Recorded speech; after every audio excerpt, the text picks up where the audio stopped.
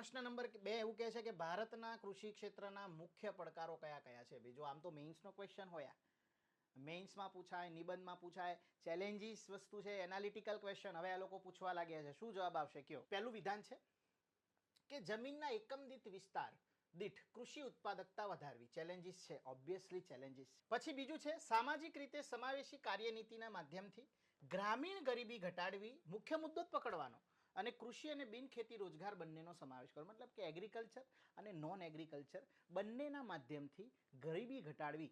આ પણ એક ચેલેન્જીસ છે ભાઈ. ગામડાની અંદર ગરીબી ઘટાડવી એ સૌથી મોટો ચેલેન્જીસ રહેલો છે ભારતમાં. અને કૃષિના માધ્યમથી ખાદ્ય સુરક્ષા આવશ્યકતાઓને યોગ્ય રીતે પ્રતિસાદ આપે તે સુનિશ્ચિત કરવું. મતલબ કે ફૂડ સિક્યોરિટી સુનિશ્ચિત કરવાની વાત છે એગ્રીકલ્ચરના માધ્યમથી. આ પણ એક બહુ મોટો પડકાર છે ભાઈ, કેમ કે વસ્તી બહુ વધે જાય છે.